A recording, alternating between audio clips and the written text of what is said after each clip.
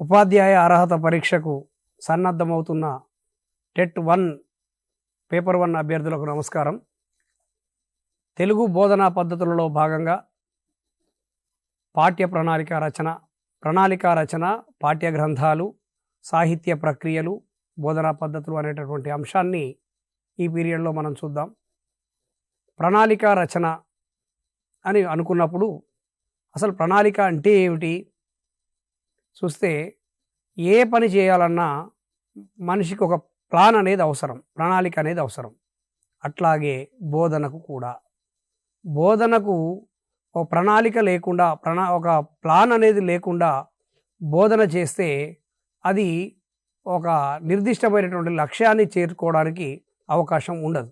ఏదైనా మనం ఒక లక్ష్యం చేరుకోవాలనుకున్నప్పుడు దానికి ఒక ప్లాన్ ప్రకారం, ఒక ప్రణాళికాబద్ధంగా కృషి చేసినప్పుడే ఆ లక్ష్యాన్ని చేరుకోగలుగుతాం. ఉదాహరణకు, మీరు ఇప్పుడు టెట్ చదువుతున్నారు. ఏ పేజీ దొరికితే ఆ పేజీ చదవడం వల్ల మీరు టెట్ లక్ష్యాన్ని సాధించడం కష్టమవుతుంది. దానికి ఒక నిర్దిష్టమైనటువంటి ప్రణాళికతో ఏ సిలబస్ ఎంత మేరకు చదవాలనేది ఒక ప్రణాళికాబద్ధంగా మీరు కృషి చేసినప్పుడే లక్ష్యాన్ని అందుకోగలుగుతారు. ఇక్కడ కూడా ఉపాధ్యాయుడు కూడా బోధనలో ఒక ప్రత్యేకమైనటువంటి ప్రణాళికను ఏర్పరచుకోవాలి. అదే ప్రణాళిక. ఈ ప్రణాళికలు ఎన్ని రకాలుగా ఉంటాయి? ఈ ప్రణాళికలతో పాటు పాఠ్యపుస్తకం పాత్ర ఏమిటి, విద్యాబోధనలో పాఠ్యపుస్తకం పాత్ర ఏమిటి, ఆ పాఠ్యపుస్తకం లక్షణాలు ఏమిటి, పాఠ్యపుస్తకాల్లో ఏముండాలి, అసలు మనకున్నటువంటి సాహిత్య ప్రక్రియలను ఏ విధంగా బోధించాలి, వాటి యొక్క బోధనా పద్ధతులు ఏంటి, మొదలైన అంశాలను మనం ఈరోజు చూద్దాం. ప్రధానంగా ఏ పని చేయాలన్నా నేను ప్రణాళిక ఉండాలి అన్నాను. అట్లనే బోధనాభ్యసన ప్రక్రియలను కూడా ప్రణాళికాబద్ధంగా నిర్వహించవలసి ఉంటుంది. బోధనకు తగిన లక్ష్యాలను ఏర్పాటు చేసుకొని దానికి తగిన ప్రమేయాల కోసం వ్యూహాలు అమలుపరిచి ఫలితాలను సాధించడం ప్రణాళికల యొక్క లక్ష్యం. అంటే ఒక స్ట్రాటజీ అనేది ఉండాలి, ఒక లక్ష్యాన్ని ఏర్పరచుకోవాలి. ఆ లక్ష్యం సాధించడం కోసం ఒక బోధనా వ్యూహాన్ని ఏర్పరచుకోవాలి. ఆ బోధనా వ్యూహం సాధించడానికి మళ్ళీ తన యొక్క వ్యూహం ద్వారా బోధన చేసిన తర్వాత పిల్లవాడు మన లక్ష్యాన్ని చేరుకున్నాడా లేదా అనేది మళ్ళీ చూసుకోవాలి. ఈ విధంగా ఒక సర్కిల్ లాగా ఈ లక్ష్యము, బోధనా వ్యూహము అనేది, లక్ష్యము, ప్రమేయము, బోధనా వ్యూహం అనేది చాలా కీలకమైనటువంటి అంశాలు. కాబట్టి మరి ప్రణాళిక అనేది ఉన్నప్పుడే బోధనా వ్యూహం సఫలమవుతుంది. మరి ప్రణాళిక అంటే ఏమిటి అనేదానికి అనేక మంది విద్యావేత్తలు అనేకమైనటువంటి నిర్వచనాలు ఇవ్వడం జరిగింది. కొన్ని కీలకమైనటువంటి నిర్వచనాలను ఒకసారి చూద్దాం. నిర్దేశించుకున్న లక్ష్యాలను చేరడానికి చేయవలసిన కృత్యాలను ఒక క్రమ వరుసలో అమర్చుకోవడమే ప్రణాళిక అన్నాడు జాన్ అర్జెంటీ. ఇందులో ఏం చెప్పాడు అంటే, ఫస్టే ఉపాధ్యాయుడు ఒక లక్ష్యాన్ని నిర్దేశించుకోవాలి. 1వ తరగతిలో ఈ అంశాలు విద్యార్థులు ఆ తరగతి అయిపోయేలోపు నేర్చుకోవాలి. ఏ సామర్థ్యాలైతే విద్యార్థి నేర్చుకోవాలో అవి నేర్చుకోవడానికి ఉపాధ్యాయుడు ఏం చేయాలో దానికి ఒక ప్రణాళిక, ఒక బోధనా వ్యూహం రూపొందించుకోవాలి. ఆ లక్ష్యాలను చేరుకోవడానికి ప్రయత్నం చేయాలి. దానికి తగిన కృత్యాలను రూపొందించుకోవాలి. అట్లా అమర్చుకోవడమే ప్రణాళిక అంటాడు జాన్ అర్జెంటీ. ఇక కన్ఫ్యూషియస్ అనేటటువంటి తత్వవేత్త, భవితకు ప్రణాళిక వేయని మనిషికి ఆదిలోనే అంశపాదు సాక్షాత్కరిస్తుంది అంటాడు.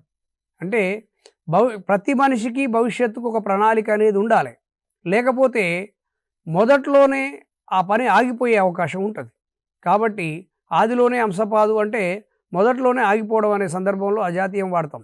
కాబట్టి కన్ఫ్యూషియస్ చెప్పినట్లు భవిష్యత్తుకు ప్రతి మనిషికి ఒక ప్రణాళిక అనేది అవసరము. ఇక బెంజమిన్ ఫ్రాంక్లిన్ చెప్పిన నిర్వచనం ప్రకారం తగిన సన్నద్ధత లేకపోవడం విఫలం కావడానికి సన్నద్ధత అవుతుంది అన్నాడు. చూడండి, చమత్కారంగా కనిపిస్తుంది. తగిన సన్నద్ధత అనేది దేనికైనా ఒక రెడీనెస్, సన్నద్ధత అనేది ఉండాలి. ఆ సన్నద్ధత లేకపోవడం అనేది దేనికి కారణం అవుతుందట అంటే, మనం ఫెయిల్యూర్ కావడానికి అది సన్నద్ధత అవుతుంది. అంటే తప్పకుండా ప్రతి మనిషి ఒక పని చేయడానికి సంసిద్ధతను ఏర్పాటు చేసుకోవాలి, ప్రణాళికను ఏర్పాటు చేసుకోవాలని చెప్పి ఫ్రాంక్లిన్ చెప్పడం జరిగింది. ఇక భవిష్యత్తులోని వర్తమానంలోకి తీసుకువచ్చి, భవిష్యత్తును వర్తమానంలోకి తీసుకొచ్చి దానికోసం పాటుపడమే ప్రణాళిక అన్నాడు అలాన్ లైకెన్. భవిష్యత్తును వర్తమానానికి తీసుకొచ్చి దానికోసం పాటుపడడం అంటే భవిష్యత్తులో ఏం చేయాలో అది వర్తమానంలో చేసినప్పుడు మాత్రం భవిష్యత్తులో ఆ లక్ష్యాన్ని సాధిస్తామని ఈ లైకెన్ యొక్క అభిప్రాయం. ఇక మరి ఈ ప్రణాళికలు ఎన్ని రకాలు, బోధనా ప్రణాళికలు ఎన్ని రకాలు అని చూసినప్పుడు ఈ ప్రణాళిక అంటే అది ఒక సంవత్సరానికి ఉండవచ్చు, లేకపోతే ఒక పాఠానికి ఉండవచ్చు, లేకపోతే ఒక పీరియడ్కి ఉండవచ్చు. ఒక నిర్దిష్టమైనటువంటి కాలానికి ఒక ప్రణాళికను అనేది ఏర్పాటు చేసుకోవాలి. కాబట్టి మరి మన బోధనా విషయంలో ప్రణాళికలు స్థూలంగా 3 రకాలుగా చెప్పుకోవచ్చు. ఒకటి వార్షిక ప్రణాళిక, 2 పాఠ్య ప్రణాళిక, 3 పీరియడ్ ప్రణాళిక. వార్షిక ప్రణాళిక, పాఠ్య ప్రణాళిక, పీరియడ్ ప్రణాళిక. వార్షిక ప్రణాళిక అనేది ఒక సంవత్సర కాలానికి ఉపాధ్యాయుడు నిర్దేశించుకునేటటువంటి ప్రణాళికను వార్షిక ప్రణాళిక అంటాం. పాఠ్య ప్రణాళిక అనేది ఒక పాఠం, అంటే పాఠ్యపుస్తకంలో ఉన్న పాఠాల్లో ఒక పాఠం మొత్తం చెప్పడానికి ఎంత అవసరమో అంత నేర్చుకుంటే అది ఎంత అవసరమో దానికి ఒక ప్రణాళిక రూపొందించుకుంటే అది పాఠ్య ప్రణాళిక అవుతుంది. పీరియడ్ పథకం, ఈ పీరియడ్ ప్లాన్ ఏంటంటే ఆ పీరియడ్లో ఏ సామర్థ్యాలు సాధించాలి, అవి ఎంత మేరకు సాధించబడ్డాయి అనేది చూసుకోవడానికి ఏర్పాటు చేసుకున్నటువంటి ప్రణాళిక పీరియడ్ పథకం అవుతుంది. ఇది మనకు ఉన్నటువంటి ప్రణాళికలు. చూడండి, వార్షిక ప్రణాళిక అంటే ఒక సంవత్సర కాలంలో ఒక తరగతి గదిలో విద్యార్థులు సాధించాల్సిన భాషా సామర్థ్యాలను, లక్ష్యాలను దృష్టిలో ఉంచుకొని వాటి సాధనకు రూపొందించుకునేటటువంటి కార్యాచరణ ప్రణాళికను వార్షిక ప్రణాళిక అనొచ్చు. ఈ నిర్వచనం ప్రకారం చూసినప్పుడు ఒక సంవత్సరంలో ఒక తరగతి గదిలోని విద్యార్థులు ఏ భాషా సామర్థ్యాలు సాధించాలి, దానికి ముందే మనం సాధించాల్సిన సామర్థ్యాలు టెక్స్ట్ పుస్తకంలోనే అట్టపైనే మనం ముందు పుస్తకం తెరవగానే సాధించాల్సిన సామర్థ్యాలు అనేవి మనకు కనిపిస్తాయి. అవి ఆ సంవత్సరంలో పూర్తి చేయాల్సి ఉంటుంది. మరి అదొక లక్ష్యం మనకు. ఆ లక్ష్యాన్ని సాధించడానికి మనం ఎటువంటి కార్యాచరణ అమలుపరచాలి అనేది తెలియజేసేటటువంటిది వార్షిక ప్రణాళిక అవుతుంది. ఇక ఒక సంవత్సర కాలంలో పిల్లలు సాధించాల్సినటువంటి భాషా సామర్థ్యాలు ఈ వార్షిక ప్రణాళికలో మనం పొందుపరచుకోవాలి. అంటే ఏ సామర్థ్యాలు అయితే పిల్లలు సాధించాలో అవి వార్షిక ప్రణాళికలో మనం రాసుకోవాల్సి ఉంటుంది. తర్వాత ఆ సంవత్సర కాలంలో విద్యార్థుల్లో రూపొందించే సామర్థ్యాలను దృష్టిలో పెట్టుకొని ఒక్కో పాఠాన్ని ఎన్ని పీరియడ్లలో బోధించగలమో ముందే ఒక ప్రణాళిక వేసుకోవడం పాఠ్య ప్రణాళిక అవుతుంది. అంటే ఉదాహరణకు ఒక తరగతిలో 12 పాఠాలు ఉన్నాయి, తెలుగు పాఠాలు. మరి 12 పాఠాలతో పాటు మనకు సహపాఠ్య కార్యక్రమాలు ఉంటాయి, ఈ సమ్మేటివ్ అసెస్మెంట్ పరీక్షలు ఉంటాయి. ఇవన్నీ దృష్టిలో పెట్టుకొని ఒక్కొక్క పాఠాన్ని ఎన్ని పీరియడ్లలో బోధించడానికి వీలవుతుంది అనేది ఉపాధ్యాయుడు ఆ పాఠాల వారీగా పీరియడ్లను విభజించుకొని పాఠ్య ప్రణాళిక తయారు చేసుకోవాలి. ఇది పాఠ్య ప్రణాళిక అవుతుంది. సంవత్సరంలో సాధించాల్సిన మొత్తానికి రాసుకునే ప్రణాళికనేమో వార్షిక ప్రణాళిక అవుతుంది. ఒక్కో పాఠానికి ఎన్ని పీరియడ్లలో బోధించవచ్చునో, ఏ విధంగా బోధించాలో రాసుకునేది పాఠ్య ప్రణాళిక అవుతుంది. ఇక ఒక పీరియడ్లో తరగతి గదిలోకి ఉపాధ్యాయుడు వచ్చినప్పుడు ఆ పీరియడ్లో పాఠంలోని ఏ అంశాన్ని బోధించబోతున్నాడు, దానికి ఏ బోధనా వ్యూహాన్ని అమలుపరచబోతున్నాడు అనేది తెలియజెప్పేటటువంటిది పీరియడ్ పథకము అంటాం దాన్ని, పీరియడ్ ప్లాన్. అట్లా వార్షిక ప్రణాళిక, పాఠ్య ప్రణాళిక, పీరియడ్ ప్లాన్, ఈ 3 ప్రణాళిక రచనలో కీలకమైనటువంటి ప్రణాళికలు. మరి ఈ ప్రణాళికల తర్వాత మరొక అంశం ఏమిటంటే టెక్స్ట్ బుక్. పాఠ్య పుస్తకం అనేది చాలా కీలకమైనది. అసలు ఉపాధ్యాయుడికి గొప్ప బోధనోపకరణం ఏమిటి అంటే మొట్టమొదట పాఠ్యపుస్తకం. మరి ఈ భాషను నేర్చుకోవడానికి, భాషను బోధించడానికి ఉపయోగపడే ఒక కీలకమైన వనరు పాఠ్యపుస్తకం అని చెప్పవచ్చు. మరి ఎవరు ఈ పాఠ్యపుస్తకాలను తయారు చేస్తారు చూసినప్పుడు రాష్ట్ర స్థాయిలో అయితే SCERT, state council for education research and training, రాష్ట్ర విద్యా పరిశోధన శిక్షణ సంస్థ అని రాష్ట్ర స్థాయిలో ఉంటుంది. జాతీయ స్థాయిలో అయితే ఇప్పుడు CBSE లాంటి సిలబస్ల కోసం పుస్తకాలు తయారు చేసేది NCERT, national council for education research and training. ఇట్లా SCERT, NCERTలు పాఠ్యపుస్తకాల నిర్మాణాన్ని చేపడతాయి. మరి ఈ పాఠ్యపుస్తకం ఎట్లా ఉండాలి చూసినప్పుడు పాఠ్యపుస్తకం ఫస్ట్ విద్యార్థిని ఆకర్షించేది పాఠ్యపుస్తకం యొక్క భౌతిక రూపం. అది చూసిన తర్వాతనే లోపల ఏముందనే విషయాన్ని విద్యార్థి చూస్తాడు. కాబట్టి మరి భౌతిక రూపం ఎట్లా ఉండాలి అన్నప్పుడు ప్రధానంగా ముఖ చిత్రం ఆకర్షణీయంగా ఉండాలి. పుస్తకం పట్టుకోగానే చాలా అందమైనటువంటి ముఖ చిత్రం కనిపించాలి. ఇప్పుడు తెలంగాణ రాష్ట్ర ప్రభుత్వం వచ్చిన తర్వాత రూపొందించబడ్డటువంటి 2015 తర్వాత రూపొందించబడిన పాఠ్యపుస్తకాలు చూడండి, చాలా పూర్తి స్థాయిలో రంగులతో, కలర్ఫుల్ అట్టలతో పిల్లవాడు చూడగానే ఆ పుస్తకాన్ని ఆకర్షితుడయ్యేలాగా చాలా అందంగా రూపొందించారు. అట్లా పాఠ్యపుస్తకం యొక్క భౌతిక రూపం పిల్లవాడిని ఆకర్షించే విధంగా ఉండాలి. ఇంకొకటి సైజ్. పుస్తకం హ్యాండీగా పిల్లవాడు చేతిలో పట్టుకుంటే పిల్లవాడి చేతిలో పట్టుకునేంత సైజులో పుస్తకం ఉండాలి. మరీ భారీగా ఉండకూడదు, అలాగని చిన్నగా ఉండకూడదు. పిల్లవాడు పట్టుకొని ఆ పుస్తకాన్ని చదువుకోవడానికి చాలా ఎంజాయ్ చేసేటట్లుగా పుస్తకం యొక్క సైజు ఉండాలి. పాఠ్యపుస్తకం లేఅవుట్ అది చదవడానికి, అర్థం చేసుకోవడానికి అనుగుణంగా ఉండాలి, ఆకర్షించే విధంగా ఉండాలి. అట్లాంటి అందమైన లేఅవుట్ కూడా అవసరం. ఇక పాఠ్యపుస్తకంలో ప్రధానంగా అంతర్చిత్రాలు కూడా ముఖ్యమైనవి. ఇదివరకు బ్లాక్ అండ్ వైట్ బొమ్మలు ఉండేవి పాఠ్యపుస్తకాల్లో, అదంతా ఆకర్షణీయంగా ఉండేది కాదు. కానీ ఇప్పటి పుస్తకాలు పూర్తి స్థాయి రంగుల చిత్రాలు, పూర్తి స్థాయి కలర్ చిత్రాలతోటి అత్యంత ఆకర్షణీయంగా ఆ రంగుల అమరిక కంటికి ఇంపుగా కనిపిస్తుంది. ఇంకోటి క్వాలిటీ పేపర్. మీరు బాగా గమనిస్తే అత్యంత నాణ్యమైన పేపరు పాఠ్యపుస్తకాలకు వాడతారు. చాలా క్వాలిటీ పేపర్ ఉంటుంది. విద్యార్థి చేతితో తిరగవేసేందుకు వీలుగా ఉన్నటువంటి నాణ్యత ఆ మన పుస్తకాలకు ఉంటుంది. పాఠ్యపుస్తకం ధర కూడా వాళ్ళకు అందుబాటులో ఉండాలి. పాఠ్యపుస్తకం ధర అనేది కూడా చాలా ముఖ్యమైనదే. అది చాలా అందుబాటులో ఉండాలి. అంటే మరీ ఎక్కువ ధర పెడితే కూడా సాధారణ పిల్లవాళ్ళకు అందదు. ఇంకొకటి, ఇప్పుడు అయితే ప్రభుత్వ పాఠశాలలో చదివే పిల్లలందరికీ కూడా ప్రభుత్వమే ఉచితంగా అత్యంత నాణ్యమైన పుస్తకాలను సరఫరా చేస్తున్నది. ప్రైవేట్లో చదువుకునే పిల్లలు మాత్రమే కొనుక్కోవాల్సి ఉంటుంది. వాళ్ళకు కూడా సరసమైన ధరల్లో ప్రభుత్వం సబ్సిడీలను భరించి మరీ పుస్తకాలను అందజేస్తున్నది. అట్లా పిల్లవాడికి అందుబాటులో ఉన్న ధరల్లో పుస్తకం ఉండాలి. ఇది పాఠ్యపుస్తకం యొక్క భౌతికమైన స్వరూపం. మరి పాఠ్యపుస్తక అంతఃస్వరూపం ఎట్లా ఉండాలి అంటే అందులో ఏముండాలి, పిల్లవాడు ఏం నేర్చుకోవాలి చూసినప్పుడు ఒక సంవత్సర కాలంలో ఏ అంశాలు నేర్చుకోవాలో అందులో ఉండాల్సిన భాషా విషయాలు ఏమిటో స్పష్టంగా ఉండాలి.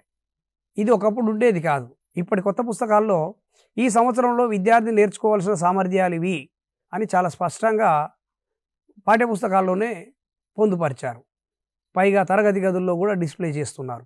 ఇవన్నీ ఏమిటి అంటే పిల్లవాడికి మానసికంగా సంసిద్ధుడు కావాలి. అది చదవగానే ఓహో ఈ తరగతిలోపు నేను ఈ అంశాలన్నీ నేర్చుకోవాలి అనే భావన పిల్లల్లో కలగాలి, నేర్పాలన్న భావన ఉపాధ్యాయుల్లో కలగాలి. అట్లా పాఠ్యపుస్తకం ముందే ఒక లక్ష్య నిర్దేశం చేసేటట్లుగా ఉండాలి. తర్వాత అందులో ఉండాల్సిన భాషా విషయాలు కూడా, అంటే ఏ అంశాలు మనం నేర్పబోతున్నాం, ఏ వ్యాకరణ అంశాలు నేర్పబోతున్నాం, ఎంత పదజాలం నేర్పబోతున్నాం, ఇదంతా కూడా ఒక నిర్దిష్టంగా స్పష్టంగా ఉండాలి. ఇంకొకటి, లక్ష్యం నిర్దేశించుకోవడమే కాదు, ఆ లక్ష్య సాధనకు మనం ఇచ్చినటువంటి పాఠ్యాంశాలు ఏవైతే ఉన్నాయో అవి ఆ లక్ష్య సాధనకు దోహదపడే విధంగా ఉండాలి. అంటే విద్యార్థి ధారాళంగా పద్యాన్ని చదవాలి అనేది లక్ష్యంగా నిర్దేశించుకున్నప్పుడు ఆ ధారాళంగా విద్యార్థి చదవగలిగే పద్యాలను అందులో పెట్టాలి. అట్లా లక్ష్యాలను సాధించే విధంగా పాఠ్యపుస్తకం ఉండాలి. ఇక బోధనా ప్రణాళికకు అనుగుణంగా పాఠ్యపుస్తకంలోని విషయాలు ఉండాలి. అంటే ఉపాధ్యాయుడు రూపొందించుకునేటటువంటి బోధనా ప్రణాళిక ఏదైతే ఉంటుందో దానికి అనుగుణంగా ఉండే పాఠ్యాంశాలు ఉండాలి. పాఠ్య విషయాలు విద్యార్థుల తరగతుల స్థాయికి తగిన విధంగా ఉండి ఆసక్తికరంగా ఉండాలి. ఎందుకంటే చాలా కఠినమైనటువంటి గద్యాన్ని తీసుకొచ్చి 3వ తరగతి 4వ తరగతి పిల్లలకు పెడితే అది నిష్ప్రయోజనం. కాబట్టి పిల్లల స్థాయి ఏమిటి, పిల్లలు ఎంత మేరకు నేర్చుకోగలుగుతారు అది ఆలోచించి దానికి తగిన పాఠ్యాంశాలను ఆ తరగతి వాచకాల్లో పొందుపరచాలి. అప్పుడు మాత్రమే పిల్లవాడు నేర్చుకోవడానికి ఇష్టపడతాడు, ఆసక్తికరంగా నేర్చుకుంటాడు. ఇక పాఠ్యపుస్తకం అనేది ప్రధానంగా రాజ్యాంగబద్ధంగా ఉండాలి, ప్రభుత్వ విధానాలకు అనుగుణంగా ఉండాలి. అది పిల్లల్లో ఒక సానుకూల దృక్పథాన్ని పెంపొందించేదిగా ఉండాలి, ఒక నెగిటివిటీని పెంపొందించేదిగా పాఠ్యపుస్తకం ఉండకూడదు. కాబట్టి ఒక రాజ్యాంగ విలువలకు కట్టుబడి ఉండాలి. పిల్లల్లో ఆలోచింపజేసే శక్తి సామర్థ్యాలను అది పెంపొందించగలగాలి. అంటే పిల్లవాడు పాఠ్యపుస్తకం చదివిన తర్వాత నూతనంగా పిల్లల్లో కొత్త ఆలోచనలు రేకెత్తించగలిగేలాగా పుస్తకం ఉండాలి. అట్లా ఉన్నప్పుడు మాత్రమే ఆ పుస్తకం అనుకున్న లక్ష్యాన్ని చేరుకోవడానికి అవకాశం ఉంటుంది. ఇక పిల్లలు కొంత సమాచారాన్ని సేకరించే విధంగా, దాన్ని విశ్లేషించే విధంగా, దాన్ని నిర్ధారణ చేసే విధంగా అవకాశం కలిగించేటట్టు ఉండాలి. కేవలం పాఠ్యపుస్తకంలోని అంశాన్ని చదివి ప్రశ్నలకు జవాబులు రాసినంత మాత్రాన అది నిజమైన పాఠ్యపుస్తకం అనిపించుకోదు. ఇప్పుడు నిరంతర సమగ్ర మూల్యాంకనం మనం తర్వాత చెప్పుకోబోతాం. ఆ నిరంతర సమగ్ర మూల్యాంకనం వచ్చిన తర్వాత ఈ పాఠ్యపుస్తకాలు, నూతన పాఠ్యపుస్తకాలు ఏవైతే ఉన్నాయో అవి బాహ్య ప్రపంచానికి అనుసంధానం చేయబడ్డాయి. కేవలం ఆ పాఠ్యపుస్తకం మాత్రమే పిల్లవాడు నేర్చుకున్నంత మాత్రాన ఆ పిల్లవాడు పూర్తి స్థాయి లక్ష్యాలను సాధించలేడు. ఎట్లా అంటే ఇప్పుడు ఒక సమ్మక్క సారక్క జాతర గురించిన పాఠం ఉందనుకుందాం. అప్పుడు మీ సమీపంలో జరుగుతున్నటువంటి జాతరల గురించి తెలుసుకొని రాయి అన్నప్పుడు విద్యార్థి సమాజంలోకి వెళ్ళి ఆ సమాచారాన్ని సేకరించి విశ్లేషించి రాయగలిగేటటువంటి నేర్పు నైపుణ్యం వస్తుంది. అని నేను అనేది ఏమిటంటే ఒక సమాచారాన్ని బయట నుంచి అదనంగా సేకరించగలగాలి, దాన్ని విశ్లేషించగలగాలి, దాన్ని నిర్ధారణ చేయగలగాలి. ఇట్లాంటి అవకాశం పాఠ్యపుస్తకం విద్యార్థికి ఇవ్వాలి. అదేవిధంగా పాఠ్యపుస్తకాలకే పరిమితం కాకుండా గ్రంథాలయ పుస్తకాలు, మ్యాగజైన్లు, పత్రికలు మొదలైన చదవడానికి పాఠ్యపుస్తకం అవకాశం కల్పించాలి. ఎందుకంటే కేవలం ఇప్పుడు ఒక జాతీయ నాయకుడి గురించిన పాఠ్యాంశం మనం చెప్పినప్పుడు ఇతర స్వాతంత్ర్యం కోసం పోరాటం చేసిన మరికొంతమంది జాతీయ నాయకుల గురించి రాయండి అన్నప్పుడు విద్యార్థి గ్రంథాలయానికి వెళ్ళి సంబంధిత పుస్తకాలను శోధించి దానికి సంబంధించిన సమాచారాన్ని సేకరించి రాసి చూపించగలగాలి. అంటే ఇట్లా పాఠ్యపుస్తకం అనేది బయటి పుస్తకాలు చదవడానికి ప్రేరణ ఇచ్చే విధంగా పాఠ్యపుస్తకంలోని అభ్యాసాలు కానీ పాఠాలు కానీ ఉండాలి. అది పాఠ్యపుస్తక నిర్మాణంలోని ఒక మెలకువ. ఇక పాఠ్యపుస్తకంలోని పాఠాలు పిల్లల మూర్తిమత్వ వికాసానికి దోహదపడాలి. ఏంటంటే ఏదో పాఠం పెట్టినాం అన్నట్టు కాకుండా అది పిల్లవాడి వ్యక్తిగత జీవితానికి ఎంత మేరకు ప్రయోజనం కలుగుతుందో కూడా ఆలోచించాలి. పిల్లవాడి యొక్క పర్సనాలిటీ డెవలప్మెంట్కి పాఠ్యపుస్తకం సహకరించాలి. ఇక లౌకికత పాటించే విధంగా పాఠ్యపుస్తకం ఉండాలి. అన్ని మతాల వారిని, అన్ని వర్గాల వారిని సంబంధించినటువంటి అంశాలు లౌకిక భావనను పెంపొందించే విధంగా ఒక సెక్యులర్ భావనతోటి పుస్తకం అనేది నిర్మాణం జరగాలి. తరువాత సమానత్వం, సౌభ్రాతృత్వం పెంపొందించే విధంగా ఉండాలి. అది అంటే ప్రజల్లో ఒక ఐక్యత, సమానత్వం, సౌభ్రాతృత్వం పెంపొందించే విధంగా ఆ పాఠ్యాంశాలు అనేవి రూపొందించబడాలి. ఇవి పాఠ్యపుస్తకానికి ఉండాల్సిన లక్షణాలు. ఇక వివక్ష చూపెడుతూ అంటే లింగ వివక్ష కానీ, జాతి వివక్ష కానీ, కుల వివక్ష కానీ, మత వివక్ష కానీ ఇట్లాంటివి ఏవి కూడా పాఠ్యాంశాల్లో కనిపించకూడదు. వివక్ష లేని సమానమైన సమాజాన్ని కాంక్షించే విధంగా పాఠ్యపుస్తకం ఉండాలి. శాస్త్రీయ దృక్పథాన్ని పెంపొందించేలా ఉండాలి. మూఢనమ్మకాలను పెంపొందించేలా ఉండకూడదు. శాస్త్రీయ దృక్పథాన్ని, ఒక కార్యాకారణ సంబంధాన్ని తెలియజేసే విధంగా పాఠ్యపుస్తక నిర్మాణం జరగాలి. ఇక నైతిక విలువలకు, శ్రమ గౌరవానికి, ఆరోగ్యం పట్ల అవగాహనకు, రాజ్యాంగ విలువలు పాటించడానికి, మానవ హక్కులు కాపాడడానికి, పౌరనీతిని పాటించడానికి పాఠ్యపుస్తకం దోహదపడాలి. ఇవన్నీ పాఠ్యపుస్తకానికి లక్షణాలుగా ఉండాలి. ఇట్లా ఉన్నప్పుడే అది నిజమైన మంచి పాఠ్యపుస్తకంగా గుర్తింపు పొందుతుంది. ఇక మరి ఈ పాఠ్యపుస్తకం ద్వారా విద్యార్థికి భాషా బోధన చేయాలి. మరి భాషా బోధనకు కూడా అంటే మనం ముందే అనుకున్నాం, లక్ష్యాన్ని నిర్దేశించుకోవాలి, బోధనా వ్యూహాలు రచించాలి, చివరికి ఆ విద్యార్థి ఆ లక్ష్యాలు చేరిండో లేదో తెలుసుకోవాలి. ఇది మన యొక్క ఉద్దేశం. ఇక్కడ ఈ భాషా బోధనా వ్యూహాలు ఏమిటో చూసినప్పుడు విద్యార్థి ఒక తరగతిలో నేర్చుకోవాల్సిన సామర్థ్యాలను పెంపొందించడానికి అవసరమైనటువంటి బోధనా వ్యూహాలు మనం ఉపాధ్యాయులే రూపొందించుకోవాలి. దీనికోసం అనేక బోధనా పద్ధతులు ప్రస్తుతం అమల్లో ఉన్నాయి. అంటే సాంప్రదాయికమైన బోధనా పద్ధతులు ఉన్నాయి, ఆధునికమైన బోధనా పద్ధతులు ఉన్నాయి, అనేక రకాలుగా బోధనా పద్ధతులు అనేవి అమల్లో ఉన్నాయి. మరి అట్లాంటి బోధనా పద్ధతుల ద్వారా విద్యార్థికి విద్యా బోధన చేయాలి.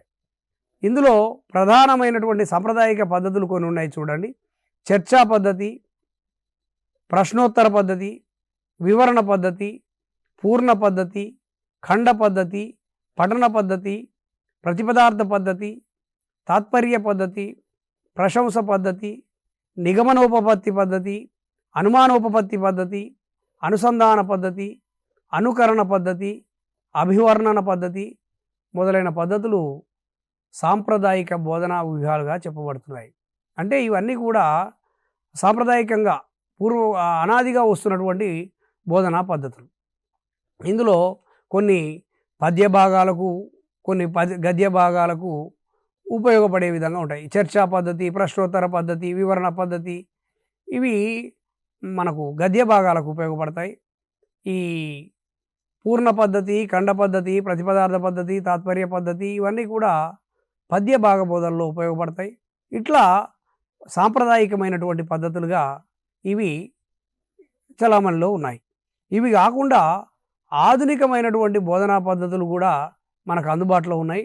అవి చూసినట్లయితే ప్రధానంగా ఈ CCE నిరంతర సమగ్ర మూల్యాంకనం అమల్లోకి వచ్చిన తర్వాత ఈ ఆధునిక బోధనా పద్ధతుల్లో తరగతి గదుల్లో బోధన జరుగుతున్నది. పుస్తక సమీక్ష, జట్టు పనులు, కృత్యాధార పద్ధతి, నిర్మాణ కృత్యాలు, ప్రదర్శన కృత్యాలు, నాటకీకరణ, సంభాషణలు, కథాకథన పద్ధతి, ప్రయోగ పద్ధతి, ప్రయత్న పద్ధతి, సన్నివేశ పద్ధతి, ఆలోచనా పద్ధతి, పఠన పద్ధతి, పరిశోధనా పద్ధతి, క్రీడా పద్ధతి, కిండర్ గార్డెన్ విధానం, మాంటిస్సోరీ విధానం, ప్రాజెక్ట్ మెథడ్, డాల్టన్ పద్ధతి, కార్యక్రమయుత బోధన, బృంద బోధన, సూక్ష్మ బోధన, కంప్యూటర్ సహాయక బోధన, డిజిటల్